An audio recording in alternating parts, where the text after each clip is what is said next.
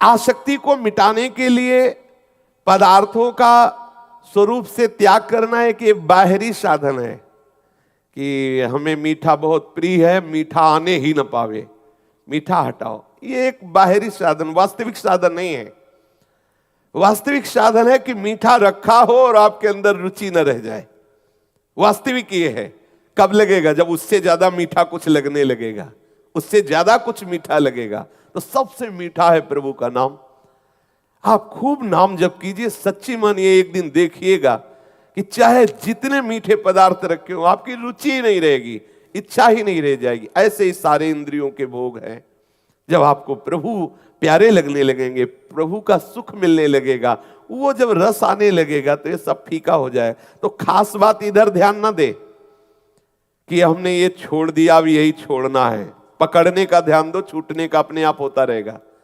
ये हम अनुभव की बात कह रहे हैं आपको। छोड़ने के ध्यान में हमें बहुत घाटा होता है। जैसे हम सोच रहे हैं कि हमें ये मीठा छोड़ना है, तो चिंतन मीठा का हो रहा है, महत्व मीठा का है और रस मीठा का है। छोड़ना बहुत कठिन है। क्या करें? उस विषय को ही छोड़ दो। वो छूटे ना छूटे उससे छोड़ो, इधर पकड़ो। बहुत मीठा है, बहुत महिमामय है। और इधर जब पकड़ोगे ना तो उधर का चिंतन छूटेगा, उधर का चिंतन छूटेगा, इधर का रस बढ़ेगा, वो अपने आप छूट जाएगा। उसकी तुम चिंता मत करो।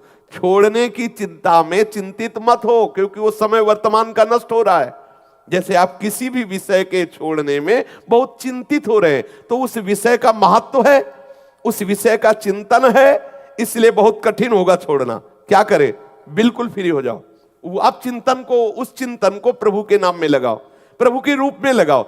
और ये सत्य है, ये सत्य चिंतन आपके उस असत चिंतन को अपने आप नष्ट कर देगा। ये हम अपने हृदय की प्रक्रिया को कह रहे हैं। इसी प्रक्रिया से निर्विषय हुआ जाता है।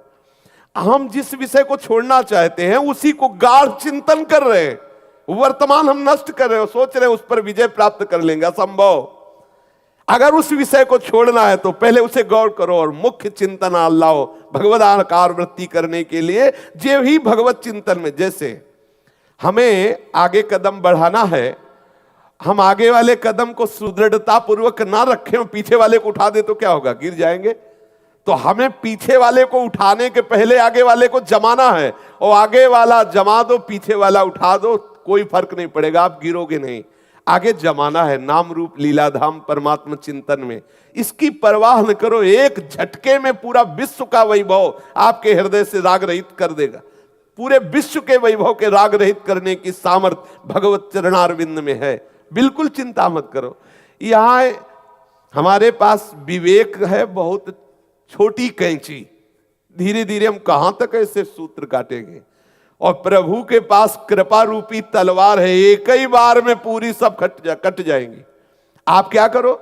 भगवद आश्रित होकर चिंतन पर महत्व दो। ये जो हमारे अंदर वर्तमान में विषय त्याग के चिंतन की गाढ़ वृत्ति आती, इसमें दो दोष होते हैं। एक होता है उस विषय का महत्व, और दूसरा होता है वर्तमान में उस विषय का चिंतन। तो छोड़ोगे कब? किसके सामर्थ्य से छोड़ोगे? पहली बात उसमें महत्व बुद्धि खत्म हो, दूसरी बात भगवत चिंतन हो, तभी आप छोड़ पाओगे। अगर भगवत चिंतन नहीं, उसी का चिंतन हो रहा तो आप सोचते रहो कि छोड़ना है। आज से कसम खाते हैं गंगा जी की, यमुना जी की, और दूसरे दिन फिर वही करेंगे। क्या करें? हमें कोई कसम खाने की जरूरत नहीं। हमें खूब प्रसाद पाके नाम जपने की जरूरत है। और ठीक ना हो जाओ तो बताना, इसी बल से आगे बढ़ा जाता है। ये सब छूट जाते हैं, सब छूट जाते हैं, अपने आप छूट जाते हैं। आप पकड़ने की कोशिश करें, आप पैर जमाने की कोशिश करें, वर्तमान को भगवत चिंतन में लगाइए, आपका सब मंगल हो जाएगा। भूत भी मंगल हो जाएगा और भविष्य भी मंगल हो जाएगा। हम वर्तमान को विषय छोड़ने के चिंतन में बर्बाद कर रहे हैं, तो हमारे अंदर सामर्थ्य तो है नहीं भगवत चिंतन की, तो छोड़ नहीं पाते। इसीलिए इतना समय हो गया। कम समय में ऊंचाई पर चढ़ने के लिए आपको सूत्र बता रहा हूं, ये हृदय की बात बता रहा हूं। इसी से परम शांति मिलती है। जितने भी गंदे विषय हैं, हम छोड़ने के लिए क्या उपाय करें? भगवत चिंतन, उसका चिंतन ही ना होने दे। ये खास बात है। हमारे पास जो वर्तमान का ये मिनट है ना, हम इस मिनट में किशोरी जी के गोरे चरणों का चिंतन करते हैं। अब वो जो विषय चिंतन हमें बार बार फंसा रहा था ना, हम उसका महत्व खत्म कर देते। अब हम विजय की तरफ जा रहे हैं। और हम उसका महत्व रखे हुए हैं कि अरे ये छूट जाए तो हम प्रेम रस में जाएं, उसका चिंतन, उसके छोड़ने का चिंतन, उसकी महत्व बुद्धि वर्तमान में तो किसी भी तरह से सही, द्वेषात्मक ही सही हो तो उसी विषय का चिंतन रहा है, नहीं छूट पाएगा। हमें भगवत चिंतन पर ध्यान देना है तो हम संग विवर्जिता रूपी स्थिति को प्राप्त कर लेंगे। और आसक्ति सच्ची मानिए हमारी आत्मा से कभी किसी विषय की आसक्ति नहीं, क्योंकि सब आत्मा स्वरूप है। जैसे हम कहते हैं हमारी ये विषय की आसक्ति है, तो वो मेरी आसक्ति नहीं है, वो इंद्रियों के संयोग जनित भ्रमात्मक आसक्ति है। क्योंकि जो हमारा स्वरूप है वो निर्मल है।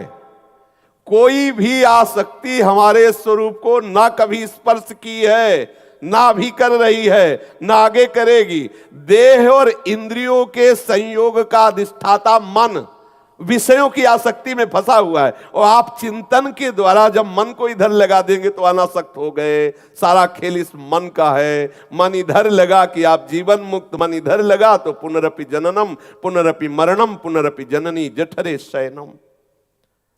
जीव मात्र की एकमात्र परम गति प्रभु है। जब प्रभु देख लेते हैं ना कि हमारे चिंतन के लिए प्रयासरत है, वो कृपा कर देते हैं। एक दिन ऐसी झांकी आएगी कि आप बावरे हो जाएंगे, देख लेना। हृदय से जो विषय आकर्षण है उसके छोड़ने के प्रति आप समय बर्बाद मत कीजिए। आप प्रभु को पकड़ने के लिए व्याकुल होइए। प्रभु के चिंतन में इतनी सामर्थ्य, इतनी आग है कि वो सब वासनाओं को भस्म कर देगी। साधन में कमी आप मत रखो और अहंकार भी न करो कि इसी से बात हो जाएगी। और अंदर से व्याकुल होकर प्रभु को पुकारो। किसी दिन घटना घटेगी आपके जीवन में। परिवर्तन जो एकदम होता है वो घटना से होता है। कोई न कोई ऐसी घटना अलौकिक आपके जीवन में घटेगी कि सारा सिस्टम आपका भगवदाकार हो जाएगा। इसलिए हम प्रभु के नाम रूप लीलाधाम, प्रभु के जो गुरुदेव भगवान स्वरूप है, उन्होंने जो उपासना दी है उसको पूर्णतया पकड़ने की चेष्टा करें। अंदर जो वासनाएं, बिल्कुल मत घबराइए। ऐसी कृपा की तलवार चलेगी, सब कट जाएंगी। और आप निश्चिंत रहिए, निश्चिंत होकर प्रभु के चिंतन में रहिए। आपके अंदर ऐसी सामर्थ्य आ जाएगी कि आप मान अपमान को सहने लगेंगे, आप निंदा स्तुति को सह जाएंगे। आपके जीवन में ऐसे ऐसे महापुरुषों का आगमन होगा कि आपका हृदय उस धरा का हो जाएगा। बाहर से नहीं, हो सकता है बाहर से आपको ना मिले, लेकिन आपके स्वप्न में, आपके ध्यान में ऐसे महापुरुष आएंगे जो आपको अपने समान बना लेंगे। इंतजार कीजिए। पर ईमानदार साधक के जीवन में यह बात होती है। अगर बेईमानी क्या है कि हम हैं भगवत मार्ग के पथिक और पोषण कर रहे हैं विषयों का, तो प्रभु देख रहे हैं, एक संतुष्ट है। हमारे प्रभु देख रहे हैं, संतुष्ट है खिलौनों में, तो खेलते रहो। और जब आप अंदर से विकल होंगे तो इतनी सामर्थ्य प्रभु में नहीं है कि तुम्हारी विकलता देखकर वो चुपचाप बने रहे, नहीं है।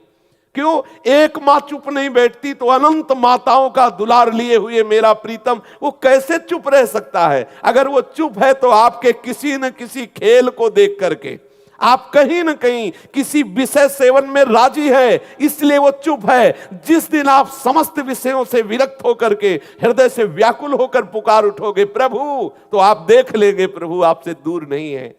एक मां भी तभी तक काम में लगी रहती जब तक बच्चा खिलौनों से खेल करके, ऊब करके और रोना शुरू नहीं कर दे। जहां रोना शुरू किया उसे भाग के आना पड़ता है। ऐसे ही मेरे प्रभु रुदु सुस्वरम राजन, कृष्ण दर्शन लालसा तो तासा मावीर भूत छोरी समय मान मुखाम मुजा पीतांबर धरा सृगवी साक्षात मनमथ था।